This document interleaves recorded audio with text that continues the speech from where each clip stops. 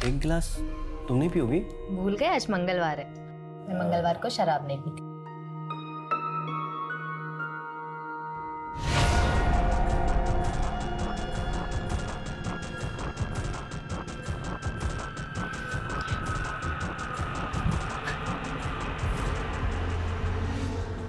उसने जानबूझ के मुझे इतनी शराब पिलाई कि मैं होश में ही नहीं था सर। और जब अगली सुबह मैं उठा तो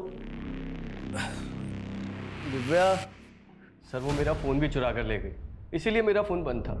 30 लाख रुपए लेकर चली गई सर दिव्या। और रही सही कसर उन हाईवे के गुंडों ने पूरी कर ली। मेरी कार, मेरा पर्स, मेरी चैन सब कुछ ले गए सर और मुझे मारा अलग। दिव्या की तस्वीर है तेरे पास? फ़ोन में थी सर और फ़ोन तो चोरी हो गया। दिव्या ने ज़रूर कुछ किया होगा। उसने मुझे भी धोखा दिया। और सर जैसा आप बता रहे हैं कि बादल ने जब लास्ट कॉल किया था वो तो दिव्या इस्तेमाल कर रही थी नंबर। दिव्या बादल को कैसे जानती है? बादल दिव्या का मुंह बोला भाई है। और दिव्या ने मुझसे कहा था कि बादल को कहीं जॉब पे लगवाऊं, इसलिए मैंने उसे जीजाजी के यहाँ जॉब पे लगवाया। ये बादल और दिव्या रहते कहाँ हैं? तो मैं उनका एड्रेस तो नहीं जानता। दिव्या से 2 महीने पर इस लड़की की कोई लीड नहीं मिल रही है। राजीव के मुताबिक वो फ्रेंड्स क्लब नाम की ऐप से दिव्या के कांटेक्ट में आया था और मैंने साइबर सेल की मदद से पता किया है इस ऐप पर दिव्या नाम का प्रोफाइल है जिससे राजीव चैटिंग करता था और वो फेक है। लेकिन सर राजीव ऑनलाइन मिली लड़की पे इतना ट्रस्ट कर सकता है कि उसे अपने नाम का रजिस्टर्ड सिम यूज करने के लिए दे दे? तुम्हारा और ये दिव्या। अरे यार जाने देना। और वैसे भी इश्क में छोटी मोटी चोट तो लगती रहती है ना। तेरी ये छोटी मोटी चोट ना मुझे एक दिन लेके डूबेगी। और तू कितना बेवकूफ निकला। पुलिस तेरे गिरेबान तक पहुंच गई। अगर पुलिस मुझ तक पहुंच गई तो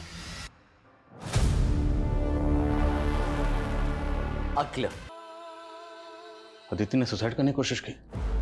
वो कॉइन देख कर डर गई। कॉइन? हाँ कॉइन। इस बात का किडनैपिंग से कोई ना कोई ताल्लुक जरूर है और ये ताल्लुक क्या है अदिति अभी कुछ भी बताने की हालत में नहीं है। सर कम सर ये अदिति का फादर राघवेंद्र सहारनपुर रोड पे फिरौती देने के लिए 18 तारीख को गया था, लेकिन 17 तारीख की रात को 11:30 बजे सहारनपुर से 100 किलोमीटर दूर मुरादाबाद की एक दुकान में इसकी एक यूपीआई ट्रांजेक्शन हुई थी, वो भी सिर्फ 536 रुपए की। तो इतनी छोटी सी ट्रांजैक्शन के लिए अदिति का फादर राघवेंद्र किडनैपिंग से एक दिन पहले सहारनपुर से 100 किलोमीटर दूर इस दुकान पे क्यों गया होगा और वो भी अदिति के बर्थडे वाले दिन? वही तो समझ में नहीं आ रहा सर। एक काम करो, जिस दुकान पे ट्रांजैक्शन हुई वहां पता करो, उसके बाद राघवेंद्र से बात करते हैं। सर मुझे याद आया, उस रात हम दुकान बढ़ाने ही वाले थे तभी एक लड़का आया था। उसने हमसे सोडा, पानी और स्नैक्स लिए थे और सर उसने काफ़ी पी रखी थी। उसके मुंह से बदबू भी आ रही थी और सर उसे यूपीआई का पिन भी नहीं याद था। फिर उसने किसी को कॉल किया और यूपीआई का पिन लिया, फिर उसके बाद मेरी पेमेंट क्लियर की। यार अदिति ने बताया था कि किडनैपिंग सिल्वर रंग की कार में हुई थी, लेकिन सर प्रॉब्लम ये है कि उस दुकान की फुटेज में भी कार का नंबर विजिबल नहीं। दुकानदार के बयान के मुताबिक उसने पी रखी थी। ये हमारा रेगुलर कस्टमर है। इसका नाम क्या है? कहाँ रहता है ये? इसका नाम दीपक है, दयाल नगर में कहीं रहता है।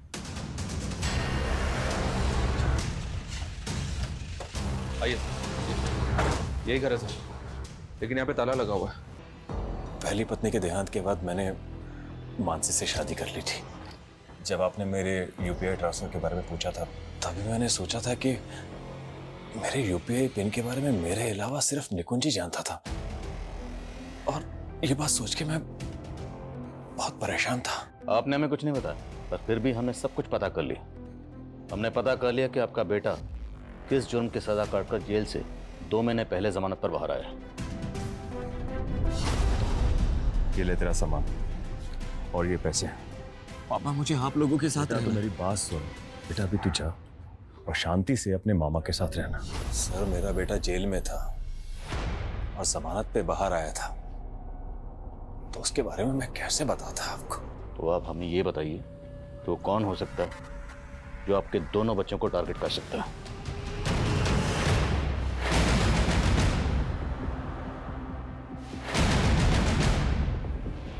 पता चल गया सर, ये दीपक कहाँ छुपा हुआ है। उठाओ।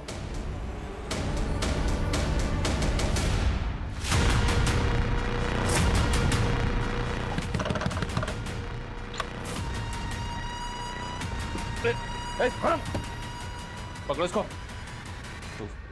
सर कौन कौन शामिल है तेरे साथ इस किडनैपिंग में? बोल।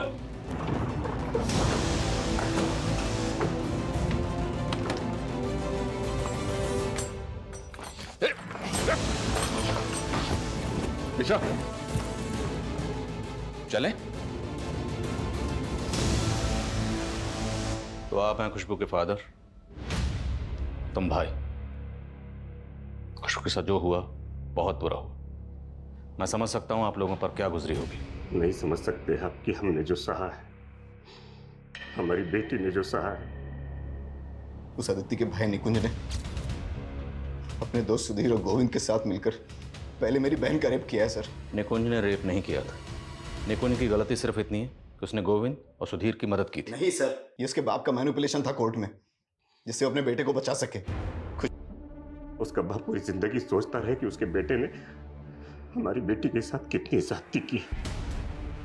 मुझे बस निकुंज की बहन का रेप करना था सर, क्योंकि उसने मेरी बहन का रेप किया। सबके सब रेप विक्टिम की फैमिली से हमदर्दी जताते हैं, पर यहाँ एक घर की बेटी के रेप का बदला दूसरे घर की बेटी का रेप। सर, ये सोच ही किसी जानलेवा बीमारी से कम नहीं है। हमारे समाज की औरतें आए दिन ऐसे घिनौनी सोच वाले मर्दों का शिकार होती रहती हैं। कहने को औरत को घर की मर्यादा कहा जाता है, लेकिन आए दिन किसी न किसी घर में इसी मर्यादा का गला घोटा जाता है। क्यों? सिर्फ और सिर्फ बदला लेने के लिए। लेकिन अंग्रेजी की वो कहावत है कि when you embark the journey of revenge dig two graves, एक सामने वाले के लिए, एक खुद के लिए। आप क्यों आए हो यहाँ पर?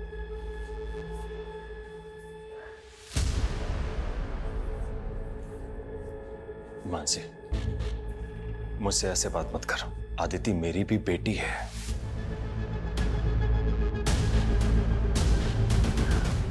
कैसी है अदिति डॉक्टर? अदिति का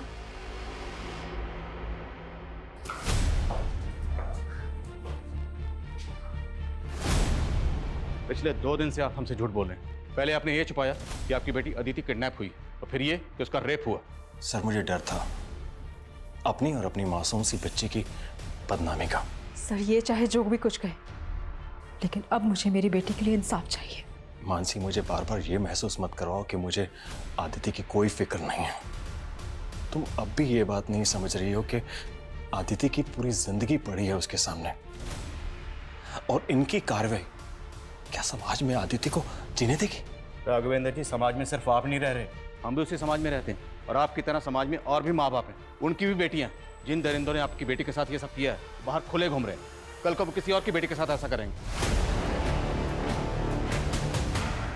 जो भी हुआ है सब कुछ साफ साफ बताइए और सच सच बताइए।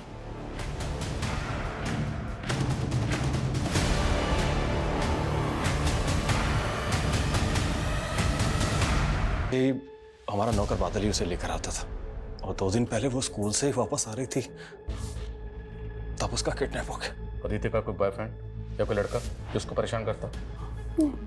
आदिति ने कभी भी ऐसा कुछ नहीं बताया। देखिए, कुछ भी छुपाइएगा मत। अब जो भी बात है सच सच बोल दीजिए।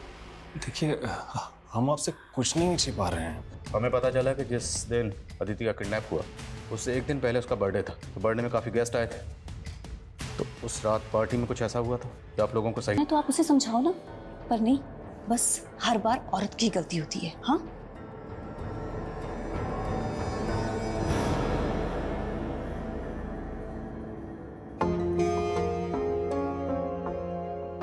Happy birthday. तो वादा पूरा कर ही दिया आपने। अभी तुम बुलाओ और मैं ना हूं, ये हो सकता है कभी। ये ना तुम्हारा gift. Thank you so much. ये ना मेरे लिए सबसे ज्यादा स्पेशल गिफ्ट है। थैंक्स नो बाबा।